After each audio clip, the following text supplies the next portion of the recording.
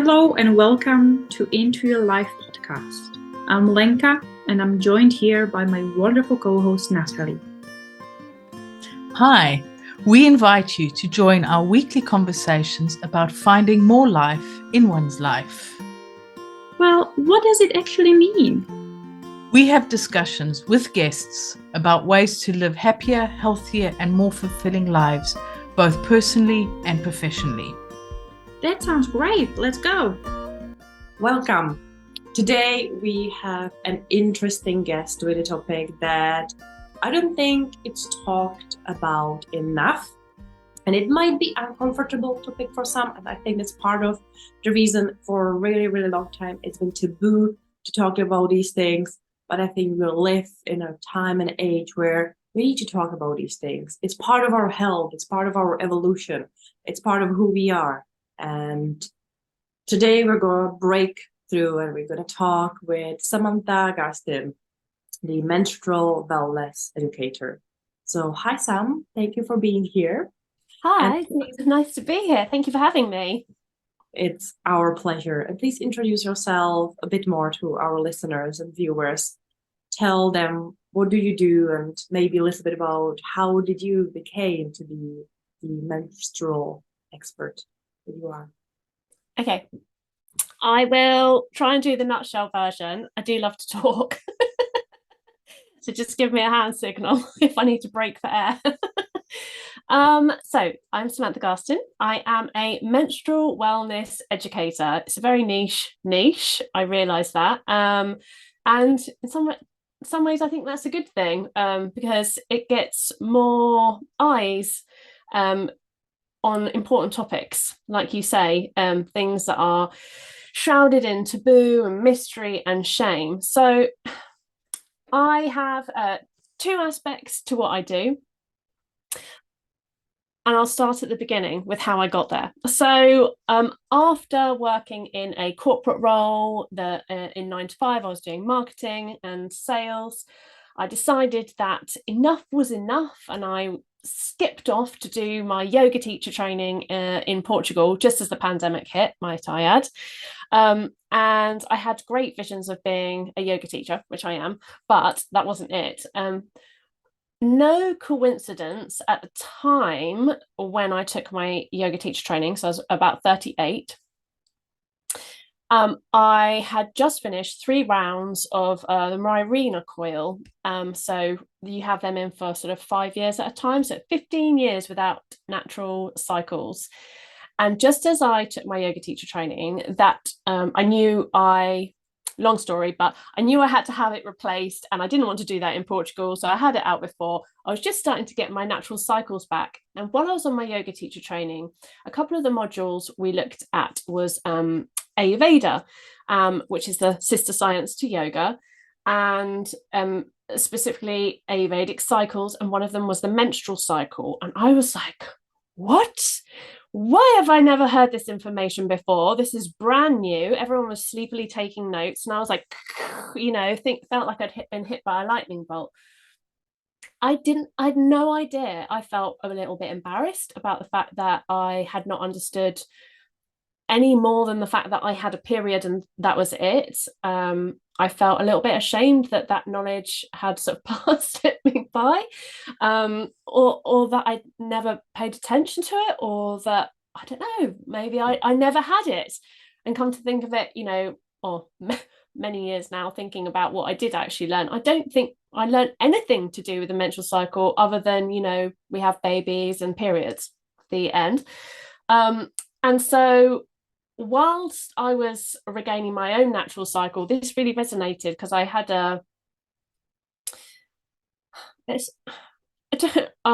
guess you can use the word awakening, kind of an inner awakening. I had this very familiar feelings, sensations come back, but at the same time it was really new and unnerving and I didn't really understand it. I felt that my feelings and emotions blindsided me all the time. I spent a lot of time asking what's wrong with me, and then I'd found out about this cycle, the Ayurvedic cycle, and so I came back from my yoga teacher training obsessed, and I scoured the planet and found a facilitator training for cycle coach training. And my world just changed. I did actually become a yoga teacher, but a cyclical yoga teacher with my newfound knowledge. And that is something that exists to this present day. So I run a cyclical yoga membership, which is designed to give practices in tangent with each cycle phase, of which there are 4. So that is one part of my business. And then the other part has been a little bit of a progression. So naturally, through business evolution, we get curious about different things. And at some point, I put together 2 parts of my previous life working in sales and marketing and my cyclical understanding. And I worked with solopreneurs, small business owners, to navigate the world of business without burning out, to work more in flow with their natural cycles of energy. But for me, I wanted a larger scale impact. And very excitingly, this year, the BSI, the British Standards Institute, have released new standards about menstruation in the workplace and have incorporated menstruation into the menopause policy.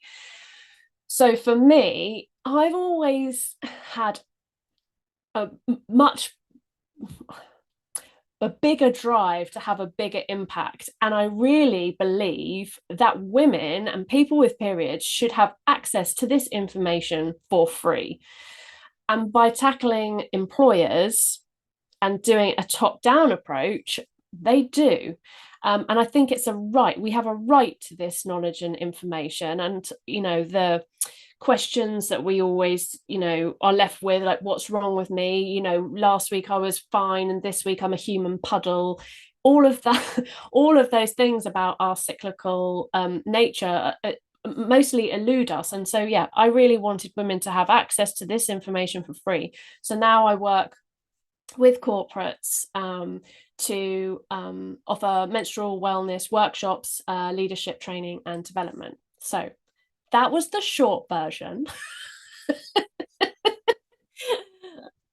And it's fascinating how life really has a way of just pushing us and pulling us and stirring us and bringing things into our field when, I don't know, the time is right, when we're ready for it, when the world is ready for it, when we're receptive. So, and this is something that really resonated with me as we've connected on LinkedIn. It's really you bringing this knowledge to the business owners and really helping us understand that, you can design business your way.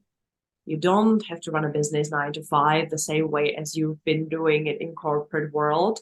You can, think more about yourself, your needs, be more in tune with your body, which is pretty much all we're trying to do here in this podcast. So on the topic of periods or menstruation, can you simply explain to us and our listeners who might be in the same position like you, who I have been on the pill since I was 17, and only recently I was like, what other non-hormonal alternatives are there, and how does my body actually feel and exist without artificial hormones in my system? So could you explain, because obviously even when you're on hormones where you have any kind of a support with your period, you still get a bleed, but that's not the same as normal periods. So could you explain a little bit about all of this messiness? Hormonal birth control has its place in the world. There's definitely no shade on anyone that chooses that route. It's very effective. It works very well. And for some people, it is the right solution. I came off I started the pill when I was about 14 because I had bad skin. So of course the solution was to put me on the pill. And there on I stayed until my sort of mid-20s. I had a little bit of a break, and then I had a coil. And so it was really a long time. And on the coil, you have no period at all, commonly with the Mirena coil. The copper coil doesn't have any hormones. It's just a barrier, and you do still get periods with that, and quite heavy periods. But with the Mirena, I didn't have a period. most so variations of the pill, you do experience a bleed, but it is purely synthetic. And actually, it's when the pill first came out, that bleed time was really put into the process to make it more appealing to women, so it was not so unnatural. But there's no medical reason why you need to take that week. If you continuously ran pill packets together forever, you would experience breakthrough bleeding. But technically you could. A lot of people like to have the experience of having a period every now and then, so that they do. But it is purely synthetic, and it is propelled by synthetic hormones that are akin to our natural hormones. Our natural hormones, I call it the monthly dance of our hormones. For anyone listening, you won't get the benefit of my hand gestures, but the estrogen rises up to a peak in the first half of the cycle and then drops off, and then progesterone rises to a peak in the second half and then drops off. So you get these waves of hormones. And the pill, they just flatline. There's no they don't take the same kind of form as our natural hormones. So it's not to say that someone who's on the pill won't experience cyclical mood. It would just be perhaps might be more subtle. The pill can affect lots of things. It affects chemicals in the brain. If anyone wondering about the pill, I would definitely read a book called Your Brain on Birth Control. I'm a big advocate for informed consent. Like I said, hormonal birth control has a place in this world, and some people find it useful. But what I don't agree with is not being informed about the things that we are putting in our bodies, having put in our bodies.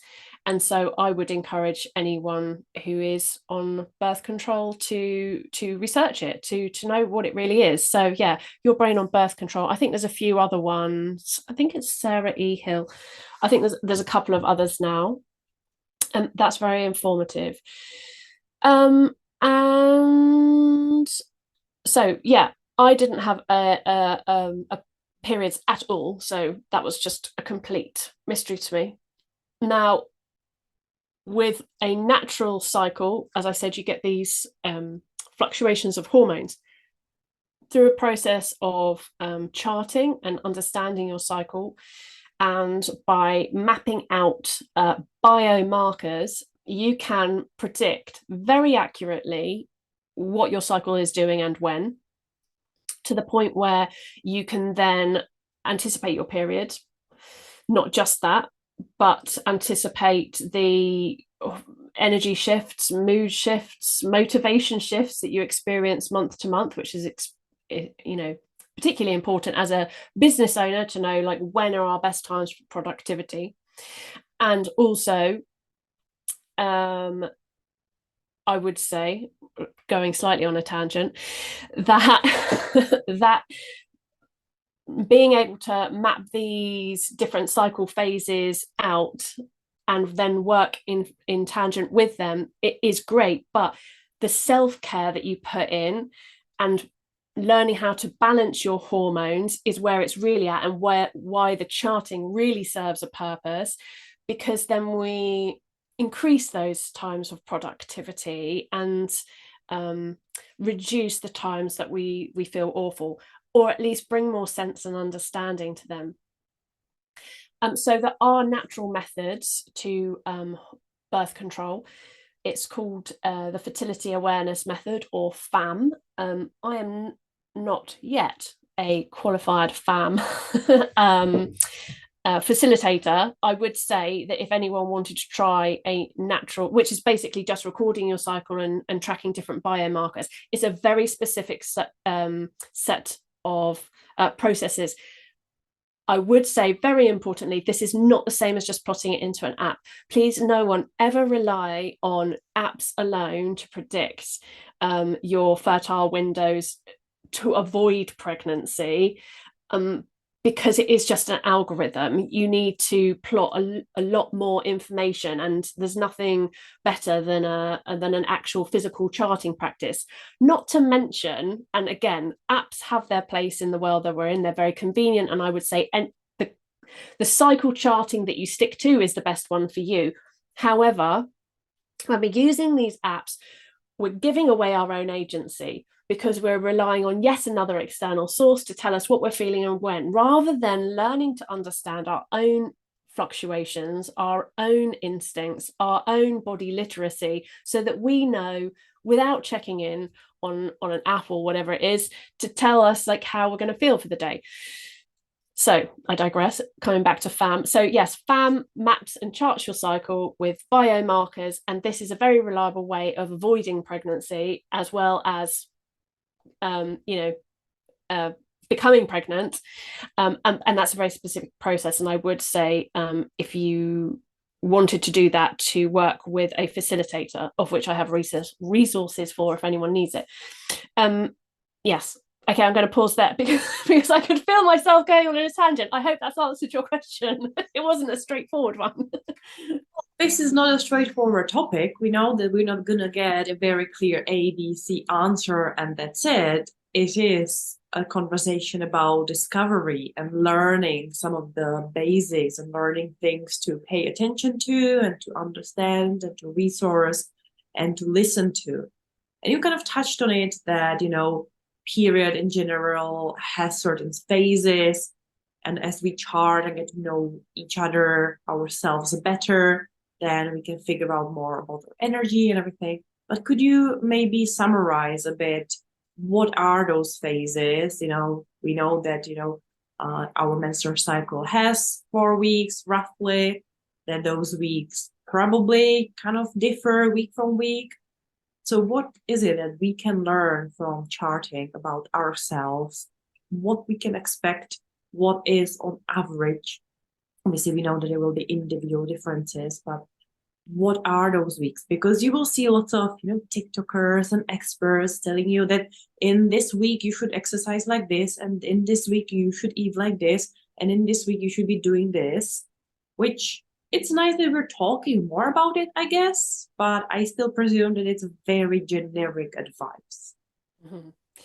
I agree. And on one side, yes, I am pleased that there are more conversations being had around this subject. On the other hand, and like many things on the internet, you read something, someone passes it on, and it becomes sort of word of mouth and Chinese whispers, and subtle nuances of, context get lost. What I would say is, it's about being your own detective. And I know we look for the quick fixes, and I know we look for the overnight, out of the box solutions. But when it comes to understanding your body, it doesn't work like that, because we're not so black and white in that way. We're not so, either or. There are grey areas, there are subtle nuances. And it doesn't take long to really understand your cycle and the fluctuations within it, but it does take maybe a couple of months, as in a couple of cycles, charting and understanding it. One of the concerns I have is that, with the information being regurgitated, is those people regurgitating it are not qualified facilitators of that information, and do not stay true to the kind of lineage of that information either. And also that it doesn't advocate for difference, for inclusivity. And there is a broad spectrum of what is considered normal when it comes to cycles, and what works for one person in one phase will not work for another. And that is due to many factors: personality, for example, whether you're an extrovert or an introvert, just the way we're made up, human design, if you're into human design. So there's lots of factors that go to shape that information. And what I don't want to do is take people out of the frying pan of shoulds and shouldn'ts, must nots, do's and don'ts, and put them into the fire of yet another inflexible framework. So with that said, what I can do is offer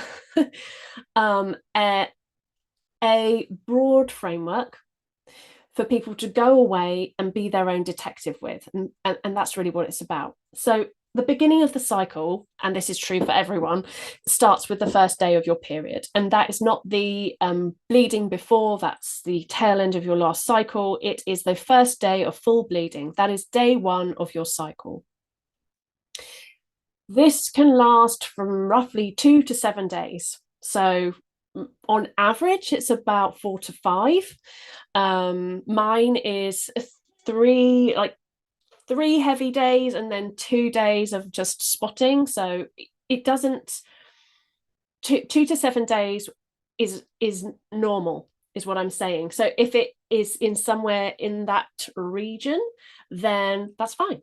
If it's consistently less or more, then you're going to want to ask questions, and that's what it's about. It's knowing what is normal for you. So it's not okay to say a 5-day cycle, 5-day a period. And that's another bugbear. Your cycle is not your period. Your cycle is the entirety, the whole thing, when cycles range anywhere from 21 to 35 days. Anything consistently less or consistently more, you're going to want to ask more questions. There are things like PCOS, endometriosis, perimenopause, lots of things that can cause shifts in cycle stress.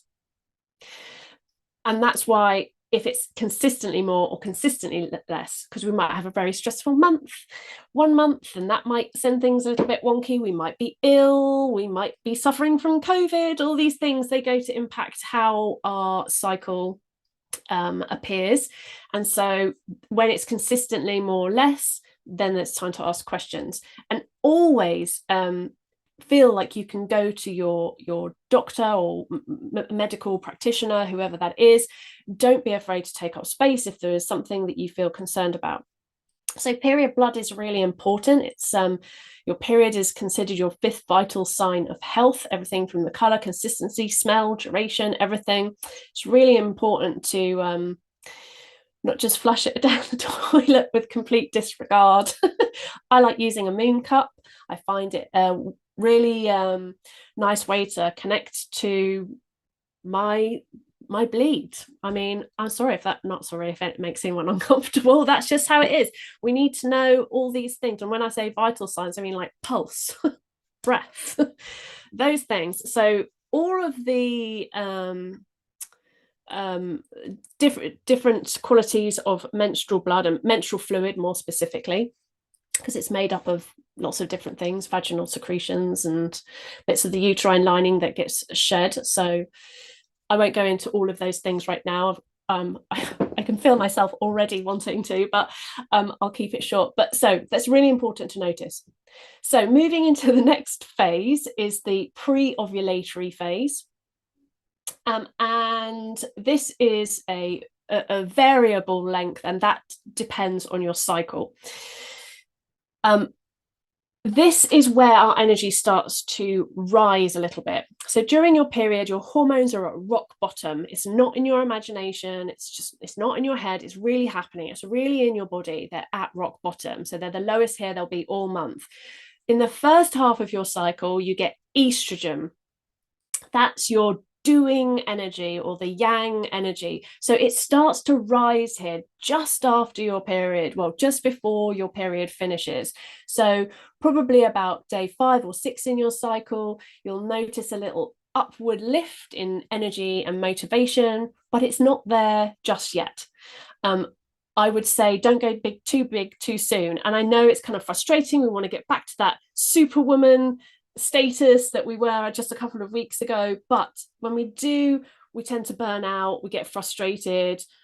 So it's all about gradually rising intensity, and that is in the gym, in our work lives, in whatever it is. We're gradually increasing our tolerance to heavier loads of work, exercise, weight, etc. Then we rise all the way up to ovulation. This is where estrogen peaks.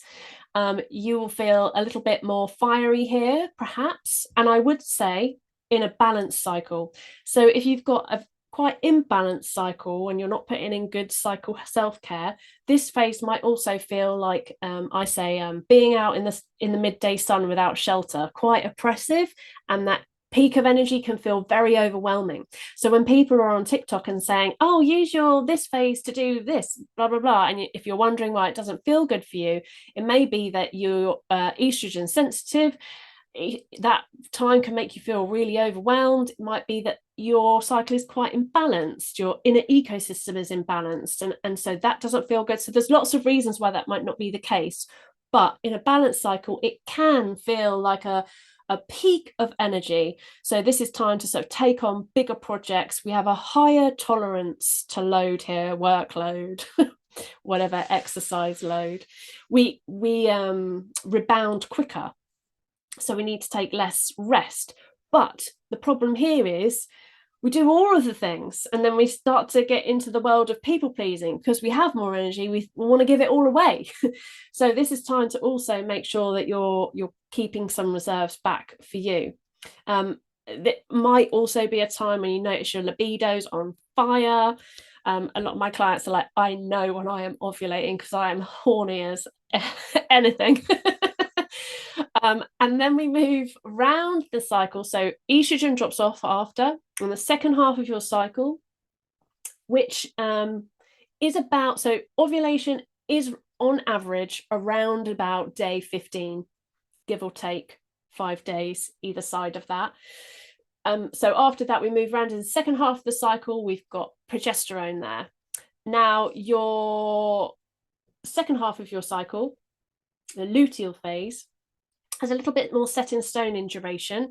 It will roughly be 10 to 16 days, and that will be specific for each person. Progesterone is the being or the yin energy, so it's different.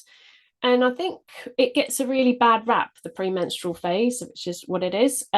We see it as a time where we are more irritable, sharper, less tolerant, and that is true. We are all those things, but those things aren't always a negative.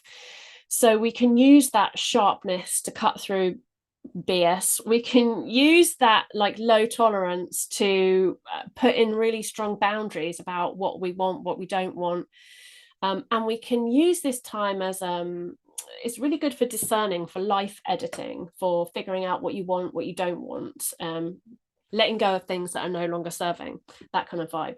And because it's a little bit slower, so progesterone supports the rest and digest, the parasympathetic nervous system. And so it means we're naturally more introspective, reflective. And so this brings with it more creativity, because we're naturally in a time where we can look more inward. It's great for journaling. In business, it might be great for like doing your Canva stuff, or batch creating writing if your creativity comes out through writing. And energy slowly wanes here. Now, much like the spring energy on the way up, energies on the pre-ovulatory energy, which is also known as inner spring. I didn't get into the seasons, but I just did now. Ovulation, summer. The premenstrual is autumn. So you can kind of see how, like autumn leaves falling, that energy wanes and we become, much like if you've ever gone for a drive on a nice day and you get the nice warmth behind the glass, but you get out of the car and there's this very definite sharpness in the air. That is the premenstrual phase. Sunny on the outside, don't mess with me. I'm pretty sharp in the inside.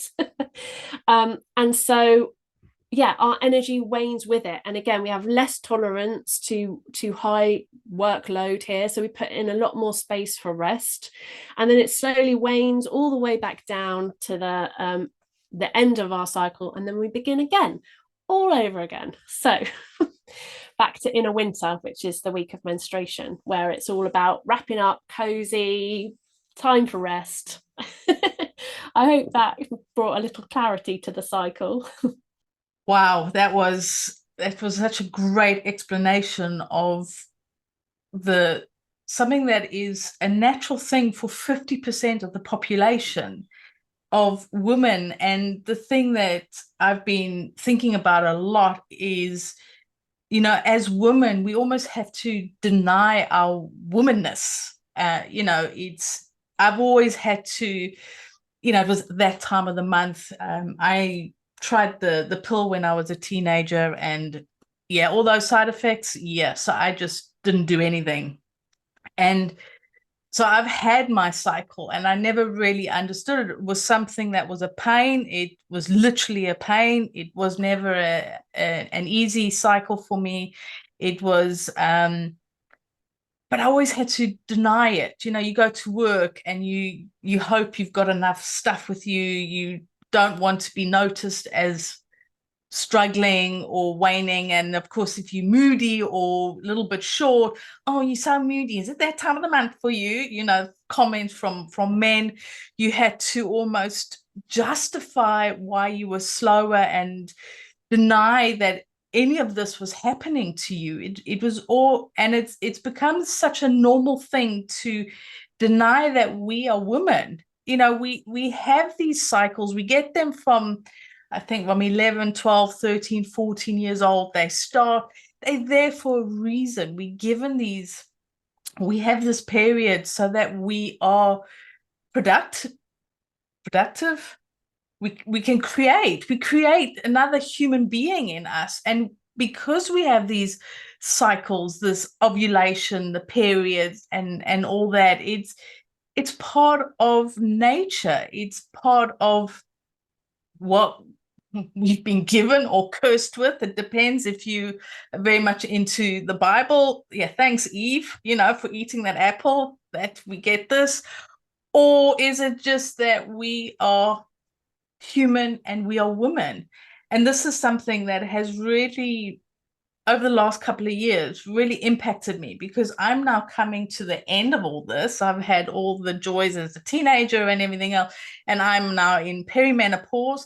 So all that, understanding my cycle as best as I could, and in ways, it all then changes when you hit menopause and perimenopause. It then, you have a few months when you think, okay, this is now a rhythm, I've got it, and then it changes again. So yeah, something to look forward to. But the thing is that it's really about understanding and learning about being a woman, being a mother, I'm just trying to think of all the words for women, because you are maiden as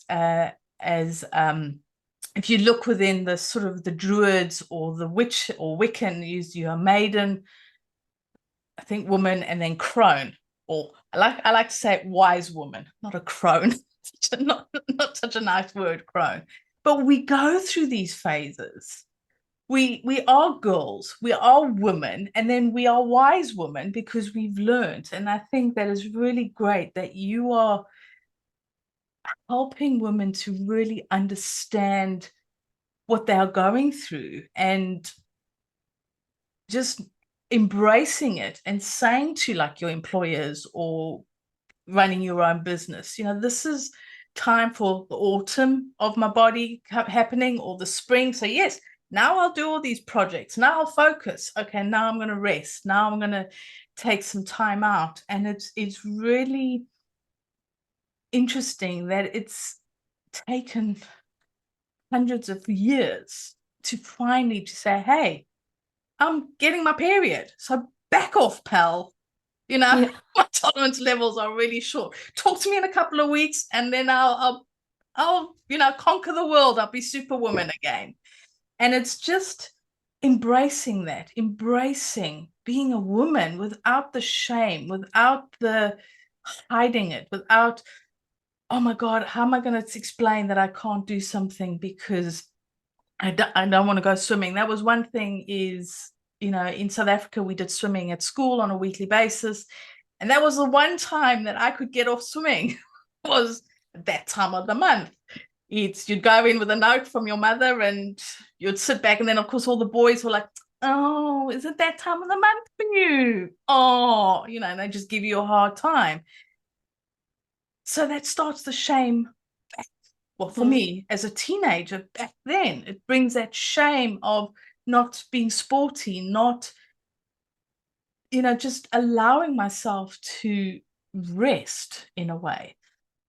So I just want to say thank you for sharing all that information and really bringing it about the estrogen and the other stuff. Sorry, I can't remember what it is. But one thing that you mentioned in the very beginning, and I might have heard incorrectly, so please do correct me. Is it a Vedic cycle? Is that what you called it? So Ayurveda has the Ayurvedic cycles, lots of different things, like the seasons are digestion. But one of them that we looked at was the menstrual cycle. So it was the menstrual cycle through the lens of like how Ayurveda, the Ayurvedic systems look at it. But what I went on to learn was slightly different when I in my facilitator training. So this seasonal cycle has been the Red School, which is where my mentors have been trained from. That thought kind of originated with them.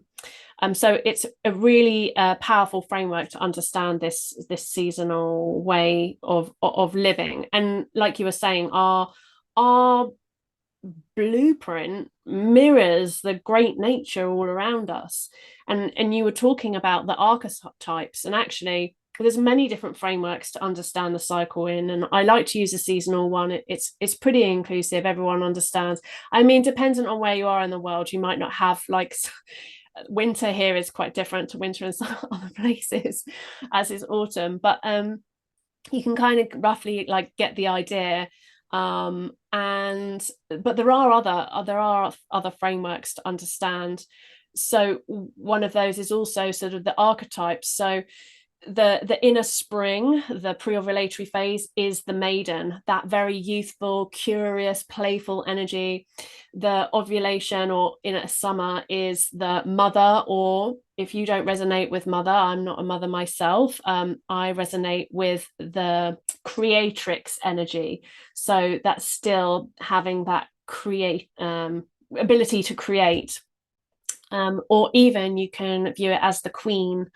So I don't know, there's differences. I notice in a summer, actually, I ovulation, so just before I ovulate, I have much more of a sort of queen energy, and then after ovulation it's just a little bit of a softer mother creatrix energy. So it's different. And then we move into the autumn, and it's the wild woman or enchantress, and I just imagine the wild woman just like unkept hair, running through the forest with bare feet, tapped into nature, doesn't care anymore, not bound by social constructs at all, just free in the wild. And then in a winter, the week of menstruation, the crone, it's taken me a while to kind of understand this meaning of crone, and it not being like a haggard old woman, but a wise woman. And where we have like less sort of energy here, we are so much more inward. And actually there were times in the world when, you know, women were revered during the time of their period as an oracle, because we're naturally connected to our intuition here a lot more. And so it's a great time for journaling and insights. And I think that's where that wise, you know, crone like energy comes in. And the sort of late autumn and winter for me really have that witchy woo vibe, which I quite like.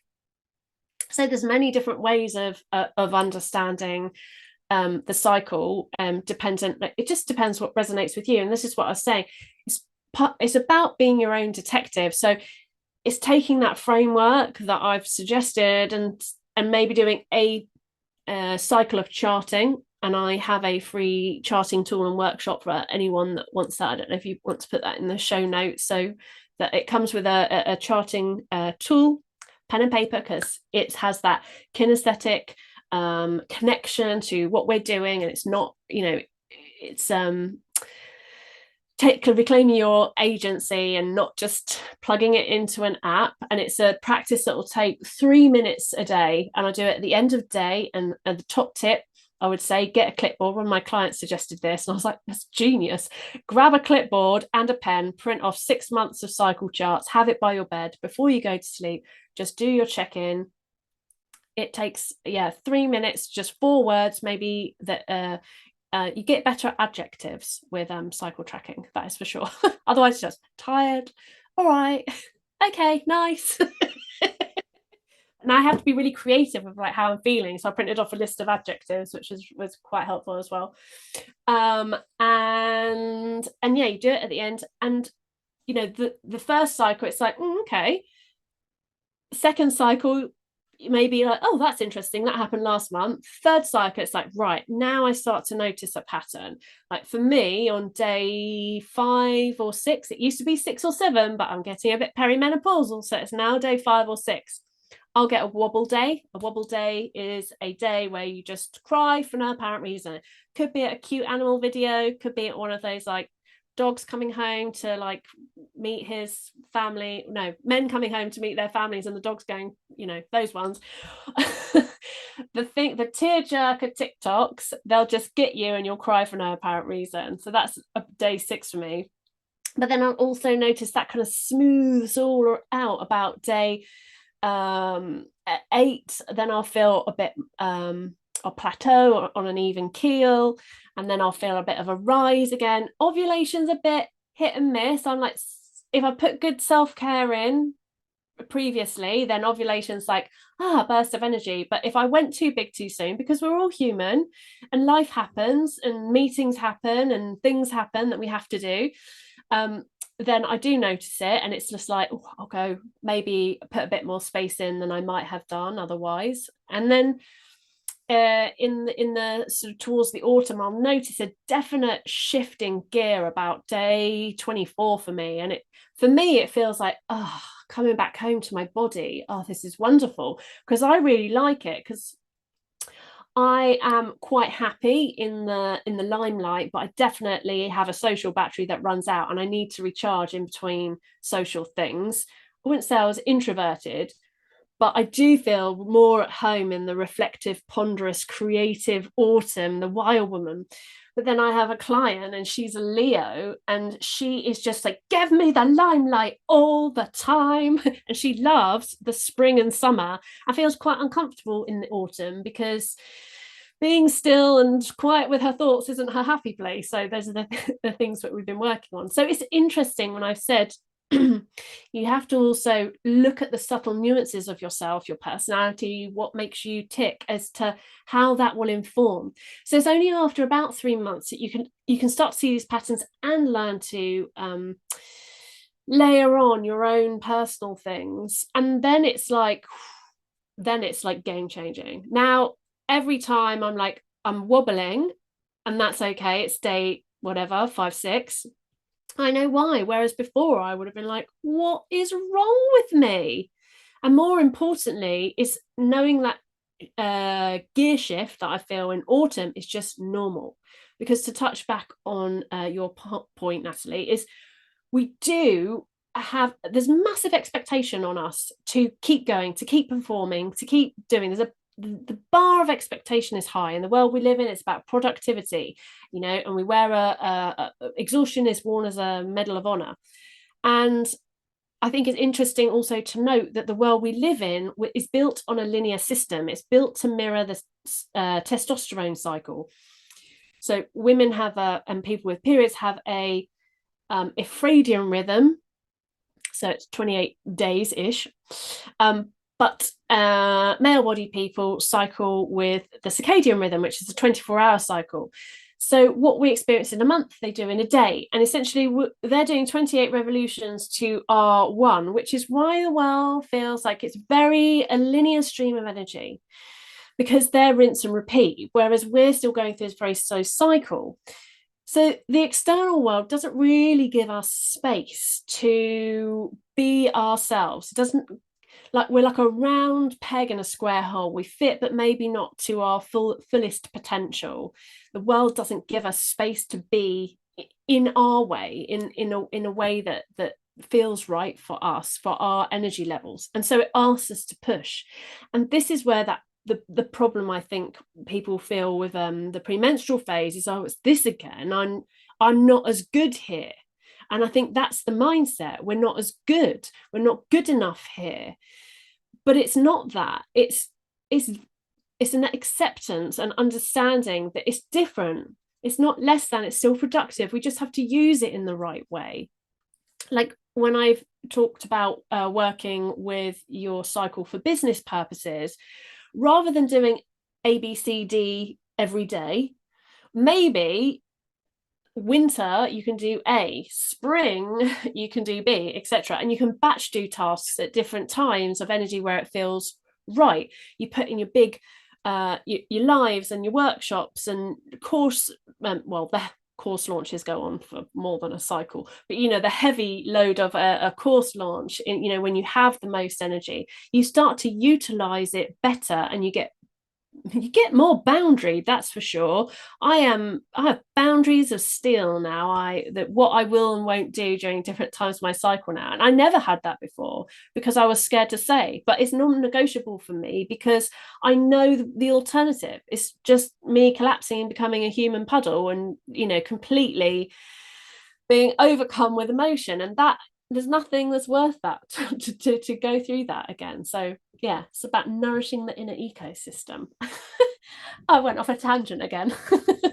I like that nourishing the ecosystem. So one of the things that I've been noticing people speaking about a lot is, menopause is becoming much more spoken about. How are you finding, because you focusing on corporates and sharing this information and giving this information to women, it's something we should know. We should be told by our mothers or grandmothers or aunties or, other women in our lives that this happens, this is a process. How are you finding the reception of, talking about periods, bleeding? I mean, as Lenka said, this taboo subject, it's, going to work is like, hey, people, I'm bleeding, yay! Can you imagine all these, stoic men going, oh my God. But the thing is how are you finding the reception from women and men, talking about this and bringing this out of the darkness and into the light, and sharing this and saying, well, not all, but the majority of your women workforce are going through this on a monthly basis. They just all at different stages of it. How are you finding, are people open to it, or are you finding this quite a battle at the moment? So mixed. I've had people flat out like not interested at all, and I've spoken to people in HR that have told me they have women clients that they know full well will not be interested in this. It's private, it's not to be spoken about, etc. I'm like, okay, well, I definitely try to talk towards more progressive companies. I'll be working with the National Trust next year, which is very exciting. It's about looking towards companies that are already to get your foot in the door, to get the conversation started. It's about looking to the companies that are like ready to have the conversation until we can make this more mainstream, and hopefully not more of a statutory policy than an optional one, until other companies feel the pressure more because other companies are implementing it. As we were saying before, it's a life cycle, and that archetype system that I described, the cycle, that is how our life goes. We've got teenage year, the menarche, the inner maiden, so the time of your first period, and we've got that mother phase, the wild woman, that perimenopause, and then the crone as you go over into menopause, and they're not separate from each other. One of the things I love to hear about menopause, but one of the things that frustrates me is that, well, I hear two things: either people raving about, taking control of menopause, but also at the same time not really understanding cycles. Why wait to firefight it basically later when we can take preventative action now? And the more we understand our cycles now and the hormonal shifts that we have now, and I am so grateful that I started when I had a regular cycle and I understood my cycle inside out, so that now as I'm hitting perimenopause, I know my symptoms, I know the shifts, I know what's happening, I don't feel wobbled by it, and I have a really strong tracking practice, so I know what's happening, I know if it's a cycle where I've ovulated or not. I know if I'm due to ovulate or not. And I know what's going on. And you can't pay for that. That's so precious, that understanding about our bodies. So and now people are talking about menopause in the workplace. I think that gives the perfect entry point. That menopause policy in the UK has been around for about 3 years now, so it does create more scope. People are saying, oh, we've had a talk on menopause, this sounds like the perfect next step, and those are the words I want to be hearing, because people are open to having the conversation now. There are lots of considerations to be had, and probably more than we could possibly address on here. There are situations, women working in STEM or manufacturing, where there's a struggle, because to talk about your weaknesses in a male-dominated environment isn't always well received. So I'm always pro having a menstrual wellness advocate in the workplace as well, someone qualified and that understands and that has the position to be able to say, yeah, okay, you go home, work from home, etc. Like a mental health first aider, the same kind of premise, but for menstrual wellness advocate. I did really want to coin the term bleed buddy, but I just don't know if that will fly. and I don't think people are going to be going into work saying, I'm on my bleed. But what it does need to be is a top-down approach for employees to know that there is someone that they can go and talk to, that there is the space, that they won't be judged, that there is inclusivity, that they will be cared for, that they will be supported. And even if that is an awkward conversation for a male boss, then having someone within the business where, okay, this is the person that you go to have this conversation, they can escalate that for you, do whatever needs to happen, etc. And the other thing is, calling a period what it is. I mean, even the word period is a euphemism, but all those words like that time of the month, I've heard all of the things like the got the decorators in, Shark Week, Carry Week. I even heard never trust a thing that bleeds for 5 days and doesn't die. I mean, all the things, and like where they're humorous, like in a way, I think it's also really important to kind of dismantle those and call it what it is, like my period. And I don't think everyone's going to sort of adopt the like, I'm menstruating, but yeah, at least my period at the bare minimum, because it's important. That's how we start to dismantle the taboo, rather than be like all hush hush about it and shoving tampons up our sleeve and rushing to the toilets like we did when we were at school and silently opening the packet so no one will hear. This is what we kind of like want to work away from. And we also want to get men into the conversation as well. So it's important for them to understand, to support their staff, to support the people that bleed in their families, in their lives. So it's something that affects everybody, is what I would say. I'm so happy that we have this opportunity to talk with you, because I'm learning so much, and I'm sure that our listeners and viewers are learning so much. And now they know who you are and where you are, and they can reach you and they can learn from you, because there is a lot to unpack. There is a lot to unpack for self-employed people, for business owners, to figure out how to potentially adapt our businesses, our schedules to our cycles. And there is a lot for people who have then employees who work with other people, to understand how they can support them and understand them and enable them, again, to do the best work.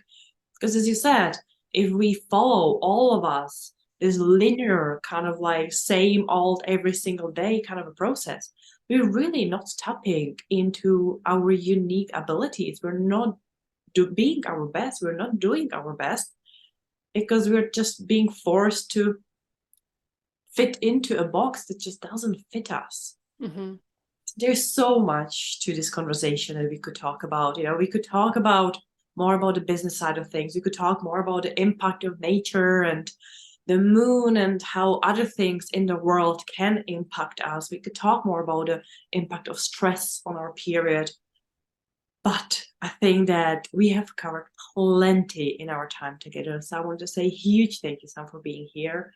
And before we wrap up, is there a last tip or insight or something that you really hoped you will have a chance to share and we maybe didn't have an opportunity to ask you about it? I think I covered everything I really wanted to say, but just to touch on one thing that you did say about the moon, we are always cyclical. It's our nature, it's our cyclical nature. And even when we've moved past having regular periods, doesn't mean that we're not cyclical anymore. And we can use the moon in a cycle tracking practice, because the new moon, the dark moon, is most akin to menstruation. The waxing moon is most akin to the pre-ovulatory, full moon ovulation, and waning moon down in the premenstrual. And when you're going through perimenopause and into like menopause, you can use that lunar cycle to keep putting in that self-care, those boundaries, there's times to push and times to pause, because that's really what it is. The cycle charting and understanding ourselves, it is knowing that, exactly that, when to push and when to pause, and learning how to anticipate what we'll need and when. And so knowing that you can use the moon through your perimenopause journey, which is just a complete, that is just a complete crazy journey. And knowing that you can get to the other side in menopause without a cycle and still continue that cyclical nature, that time to push, that time to pause, that I think is a reassuring, it's reassuring, because I feel like a lot of women feel like without their cycle they'll lose something about themselves, but we still have that compass, that anchor to ourselves, and the moon can give that. And that's not a woo-woo thing. If you think how our bodies work with our circadian rhythm, cortisol comes up with the sunlight, and melatonin, these hormones, cortisol and melatonin, sets in with the dusk. That's what makes us feel sleepy, and another subject, but that's why we shouldn't have blue light in the evening, because that's the thing, the blue light triggers the cortisol, which helps us get up in the morning. So if you think how closely we work on a day-to-day basis with the dark and the light, before we had artificial lights, before we had our modern world of stressors, shall we say, we cycled much closer with the moon, and that probably would have been more apparent before all of the things that we have now. So it isn't a woo-woo thing. It's no coincidence that the moon has a 29.5 day cycle, which mirrors our own perfectly. So I would just say, if you don't have a cycle currently now for any reason, or you're not going to have one again, you still can apply all these things in exactly the same way and keep on with that good self-care, that nourishing your inner ecosystem. That's just what I would like to finish with. So just to include everyone forever. I love it that you really quickly brought it in and made such a lovely addition to really involve anyone and everyone who is listening, that no matter where on their journey they are, to make sure that they can really nourish themselves in this gentle cyclical way. So I love that. Yeah. So thank you so much, Sam. Where can people go and find you? Can you tell us where online is the best place for our viewers and listeners to go to find you and learn more? Okay, I am on LinkedIn most prevalently. I have a presence on Instagram, but I don't post on there. I just have kind of a little static page. You'll find all my links, and Facebook. So I'm Samantha Garstin. I'm pretty much the only one in the world. I think I found one other, but she doesn't have any business pages. So if you Google Samantha Garstin, it's pretty much just me. And then it's my website, www.samanthagarstin.com. So, and that will have details of all my services and Root and Rise, my yoga membership, which is a beautiful way to move your body and keep in flow with your innate cyclical rhythm. I love it. Well, you're lucky to have a unique name like that. It's awesome. And our listeners have it much easier. And obviously we will add all the links in the description below. So thank you so much for being here. And yeah, have a lovely cycle, ladies. Thank you. If you enjoyed listening to our conversation, please share it with your friends and colleagues, and don't forget to subscribe. We would love it if you could give us a 5-star rating and write a short review.